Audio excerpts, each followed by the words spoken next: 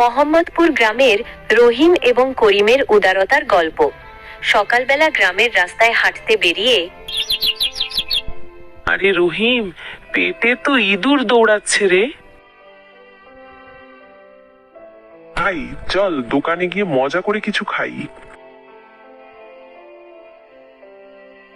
রফিক চাচা দোকানের সামনে চিন্তায় বসে আছেন অনেক সময় ধরে।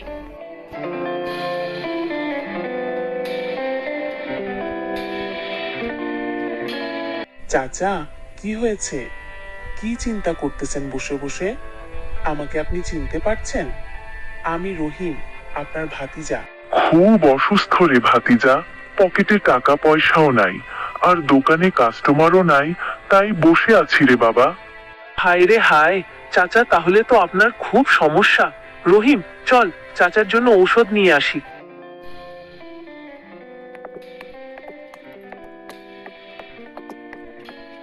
চাচা, এই নিন আপনার জন্য কিছু ঔষধ, এগুলো খেলে ভালো হয়ে যাবেন।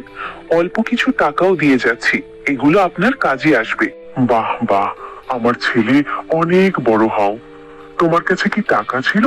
কি জন্য এত কষ্ট করতে গেলে? আমি ঠিক ব্যবস্থা করে নিতাম। আল্লাহ তোমার ভালো করুক। না চাচা, কোনো সমস্যা নেই। আমি আপনার ছেলের মতো। আজকে কি আমার বাবা অসুস্থ হলে আমি ঔষধ এনে দিতাম না? আচ্ছা চাচা, ভালো থাকেন, আমরা চলে যাচ্ছি। তারা দুইজন চাচাকে উপকার করে খুব আনন্দ পেলেন। তারা একে অপরকে বলতেছে, আজ থেকে আরো বেশি ভালো কাজ করব। এই বলে তারা চলে গেলেন। মানুষকে সাহায্য করা উত্তম কাজ।